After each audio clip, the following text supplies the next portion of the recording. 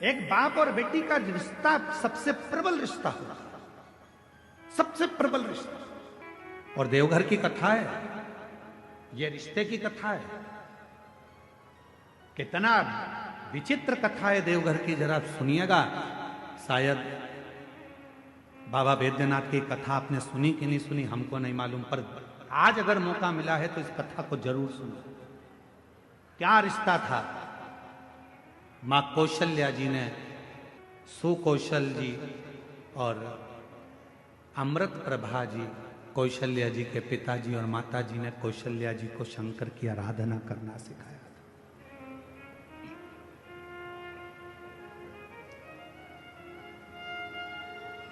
कौशल्या मैया शिव जी की आराधना में लीन। कहते हैं आनंद रामायण वर्णन करती है कि कौशल्या मैया 1 मिनट भी शंकर की भक्ति के बिना रह नहीं पाती थी। भाव की इतनी शुद्धता थी मां कौशल्या जी की। फिर वही बात आ गई, रावण ताव से शिव जी को भजता था और कौशल्या जी भगवान शंकर को भाव से भजती थी। भाव से भजती। एक दिन रावण ने सभा बुलाई, सारे ग्रहों को बुला लिया, सारे देवताओं को बुला लिया। रावण की लंका में सभा लगी हुई है, बड़े बड़े देवता बैठे हुए हैं, ग्रह बैठे, नाग, किन्नर, गंधर्व, अप्सरा, देवता, दानव, सब उस सभा में बैठे हुए थे। सब उस सभा में बैठे हुए हैं और उस सभा में चारों तरफ सब लोग बैठे हुए हैं। और उस सभा में लंकापति रावण ने ऊंची आवाज कर कर कहा कि बताओ मेरे प्राण कैसे छूटेंगे, मेरी मृत्यु कैसे होगी। बड़े बड़े विद्वान बैठे थे, बड़े बड़े सभासद बैठे थे, बहुत देवता, गंधर्व, किन्नर, अप्सरा, पशु पक्षी सब उस सभा में बैठे हैं, असुर सुर सब उस सभा में। मेरे प्राण कैसे जाएंगे बताया जाए, कैसे मरूंगा मैं बताओ। तब किसी ने नहीं बताया। रावण को क्रोध आ गया तो सबको बंदी बनाने लगा। बंदी बना, अगर नहीं मालूम पड़ा तो मैं तुम्हें बंदी बना लूंगा। तब ग्रहों में ग्रह, सारे ग्रहों ने रावण से कहा, रावण तुम्हारी मृत्यु कौशल देश के राजा सुकौशल जी की जो लड़की है कौशल्या, उन कौशल्या माता के गर्भ से एक बड़ा विद्वान शूरवान एक पुत्र पैदा होगा, जन्म लेगा। उस बेटे के द्वारा तुम्हारे प्राण छूटेंगे। अब तो रावण को गुस्सा आ गया, कौशल नरेश सुकौशल की लड़की कौशल्या और कौशल्या का बेटा राम मुझे मारेगा। हाँ। रावण ने सभा को विराम दिया, अपने गुप्तचरों को बुलाया। मेरी मृत्यु नहीं होना चाहिए, उसके लिए क्या करा जाए। एक ही काम है, कौशल्या को अपने यहां ले आ। जब लंका में माता कौशल्या आ जाएगी, कौशल्या अगर लंका में पहुंच गई तो उसकी कोई संतान नहीं होगी, संतान नहीं होगी तो तुम मरोगे नहीं। रावण ने उसी समय पर अपनी सेना तैयार कर कर कौशल राज्य में पहुंच गया और सुकौशल राजा के पास जाकर रावण ने हाथ जोड़कर प्रणाम किया। रावण उस समय पर शिव की आराधना नहीं करता था। बाबा वैद्यनाथ की कथा चल रही है, जरा सावधानी से सुनिएगा।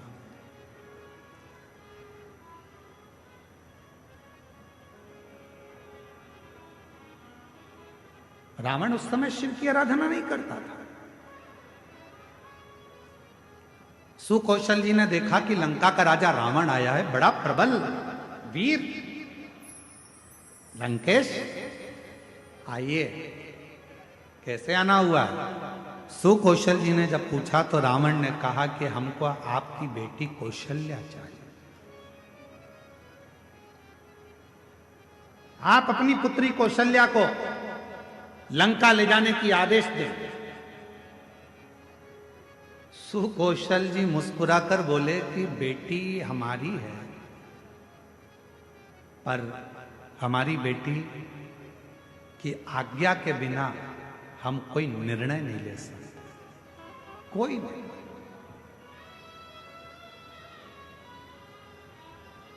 मेरी बेटी की आज्ञा के बिना मैं कोई निर्णय नहीं ले सकता। विचार किया। रावण ने पूछा तुम्हारी बेटी कहां है? सुकौशल जी बोले बस शंकर की भक्ति करती है तो अभी शिवालय से आ रही होगी। जो सामने से बेटी को आते हुए देखा तो कौशल्या इतनी सुंदर थी, माता कौशल्या इतनी सरल थी। माता कौशल्या, शिव का जो भक्त होता है उसमें सहजता, सरलता, नम्रता अपने आप दिखती है, उसको दिखाया नहीं जाता। सरल, शिव जैसा भोला, शंकर जैसा सहज। लंकापति रावण ने कौशल्या जी को देखा तो कहा आप ही कौशल्या? हाँ। सुकौशल जी की बेटी हो? हाँ। हम आपको लंका ले जाने के लिए। मुझे लंका? हाँ। कौशल्या जी कहने लगी मैं तो लंका नहीं जाऊंगा, मैं लंका नहीं जाऊंगा। रावण कहने लगा तुम मुझे जानती नहीं हो कौशल्या, अगर तुम मेरे साथ नहीं चली तो मैं दबाव के साथ तुम्हें लंका ले जाऊंगा। इतने में कौशल्या जी के मुख से निकल गया लंकापति रावण सुन, तुम मुझे ले जाने की बात करता है, अगर बन सके तो तेरी लंका में एक बार उस कैलाशपति को ले जाकर बता दे तो कौशल्या लंका में प्रवेश कर जाए। तू एक बार उस कैलाशपति को तेरी लंका में ले जाकर बता दे तो ये मां कौशल्या जी कर रही हैं कि ये कौशल्या तेरी लंका में प्रवेश कर जाएगी। रावण हंसकर बोला वो कैलाश पर रहने वाला शंकर, वो शंकर। अगर तुम बोलती कि विष्णु जी को लेकर जाओ तो बड़ी बात थी, तुम कहती कि ब्रह्मा जी को लेकर जाओ तो बड़ी बात थी, शंकर जी तो मैं अभी उनको लेकर आ। और रावण गया देवाधिदेव महादेव की आराधना में बैठ गया, साधना में बैठ गया। शिव जी प्रसन्न नहीं हुए। अब बताओ भाव में बैठा था कि ताव में बैठा था? भाव में नहीं बैठा ना, काय में बैठा था? ताव में। अब मैं ले जाकर मानूंगा। लग गया रावण पीछे। शंकर भगवान प्रसन्न नहीं हुए, तब रावण को लगा कि ऐसे नहीं मानेंगे। रावण ने अपना शीश काट कर देना प्रारंभ कर दिया। 9 शीश कट गए रावण के, 10वां शीश था। शिव जी सामने आकर खड़े हो गए। रावण क्या चाहिए तुझको? रावण कहता है बाबा मैं तुम्हें लेने आया हूं, तुम मेरे साथ लंका चलो।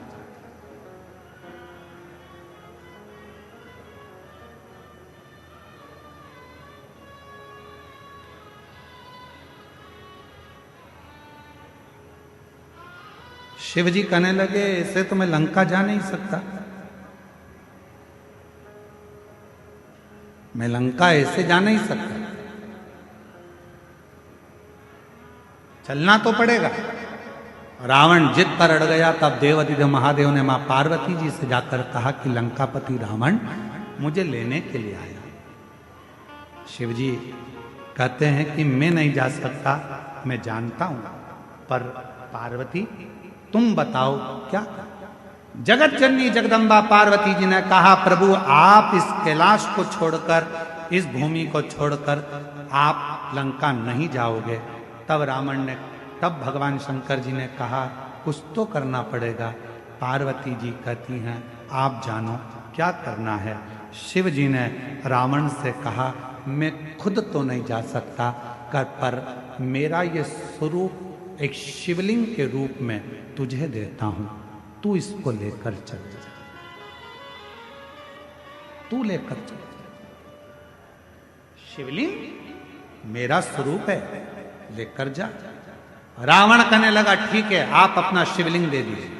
शंकर भगवान का प्रतिबिंब स्वरूप शिवलिंग शिव जी ने उठाकर रावण को दे दिया और रावण से कहा, सुन रावण, ये शिवलिंग तू जहां रख देगा उठने वाला नहीं, ले जा इसको।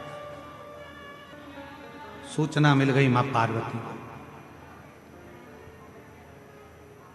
पार्वती को सूचना मिल गई कि शिव जी एक लिंग की आकृति में रावण के साथ लंका जा रहा है। रावण के साथ लंका, शिवलिंग। पार्वती की आंखों से जल बहने लगा। शिवजी ने पूछा, पार्वती तू रो रही है, तेरी आंखों में जल भरा है? हां। क्यों? जो मेरे हृदय में विराजमान था वो आज शिवलिंग की आकृति धारण कर कर लंका जा रहा है। ये शिवलिंग तो मेरा दिल है, मेरे हृदय में शिवलिंग है, और तुम उसको लंका भेज रहे हो।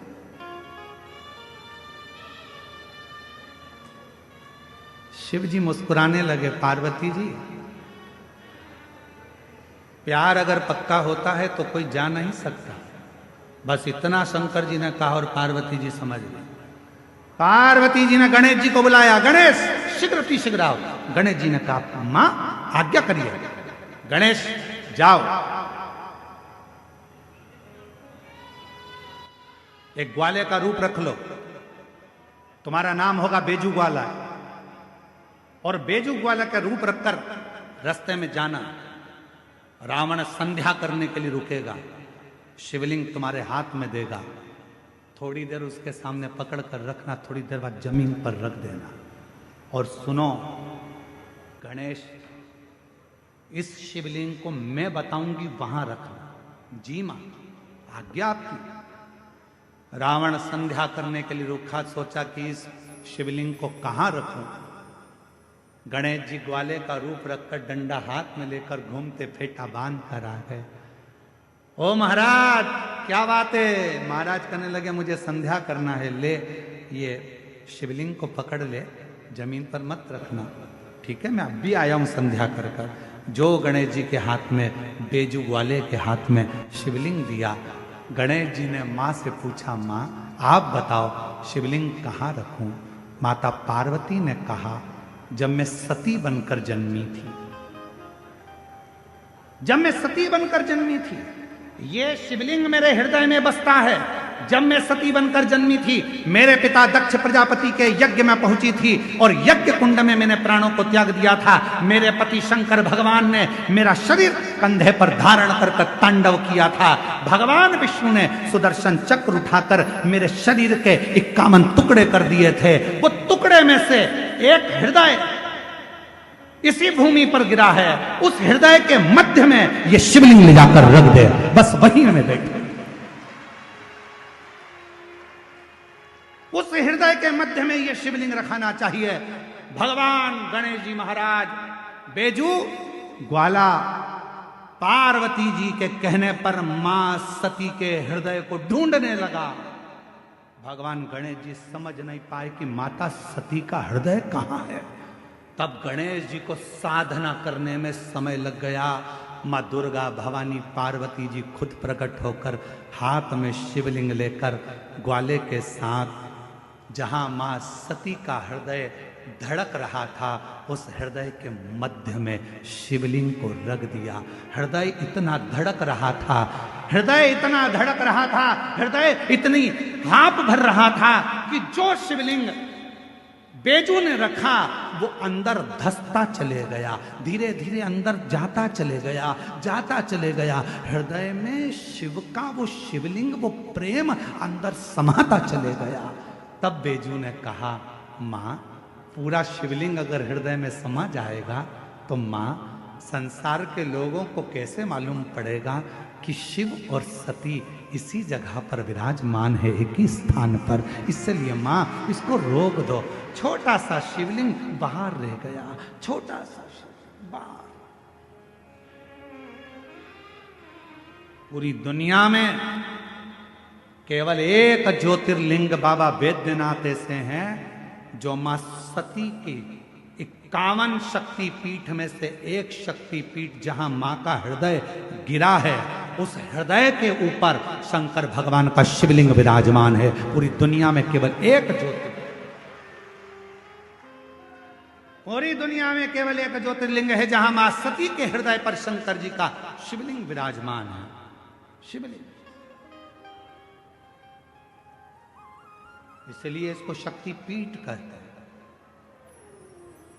शिव शक्ति की पीठ है। रावण आया, बैजू से पूछा क्यों, मैंने शिवलिंग दिया था, वो तो मैंने रख दिया, बहुत भजन था, उठ ही नहीं रहा था। रावण को गुस्सा आया, मारने के लिए दौड़ा, बैजू भाग गए। बताओ तूने मेरा शिवलिंग रख दिया। अब तो रावण को क्रोध आ गया, मतलब कौशल्या के गर्भ से बालक जन्मेगा और मुझे मारेगा, उससे पहले इस कौशल्या को तो मैं कहीं ना कहीं छुपा दे। रावण गया, माया रची और कौशल नरेश की नगरी में प्रवेश कर कर सुकौशल राजा की राज्य में कौशल्या मैया तो सो रही थी और रावण ने उस कौशल्या मैया को उठा लिया। रावण ने कौशल्या मैया को उठाया, एक पेटी में बंद कर दिया, एक पेटी में बंद कर कर उस पेटी को किसी को पता ना चले तो समुद्र में गया। समुद्र में जाकर एक बड़े महामत्स्य को देखा, बड़ी मछली को देखा और मत्स्य से कहा, महामत्स्य मुख खोल। महामत्स्य ने मुख खोला, रावण ने उसके मुख में वो पेटी रख दी और मत्स्य से कहा तू समुद्र में घूमता रहे। ये कौशल्या किसी को मिलने वाली नहीं, इतनी मछलियों में कौन जानेगा कि कौन सी मछली के मुंह में कौशल्या जी है। प्रमाण कर। महामत्स्य जा रहा था, मछली जा रही थी, इतने में एक बड़ी, उससे भी बड़ी मछली महामत्स्य सामने आ गई। उससे उस मछली का झगड़ा होने लगा। झगड़ा होने लगा तो इस बड़ी मछली ने मुंह फाड़ा। मुंह फाड़ते से कौशल्या जी की वो पेटी समुद्र में गिर गई। गिरते गिरते वो पेटी एक टापू पर पहुंच गई। उस टापू पर पहुंची जहां पर राजा दशरथ पार्थिव शिवलिंग का पूजन कर रहे थे और उनको वो पेटी दिखी। पेटी को खोला गया, सुंदर कन्या दिखी। पूछा तुम कौन हो? मैं कौशल राजा की बेटी हूँ। कौशल राजा के यहाँ कौशल्या को पहुंचाया। कौशल राजा ने अपनी बेटी कौशल्या का विवाह दशरथ जी के साथ कर दिया और तब राम जी का सहज कहा। शिव की आराधना करने वाले को शिव की आराधना करने वाला मिलता, शिव की साधना करने वाले को शिव की साधना करने वाला मिलता। जो भगवान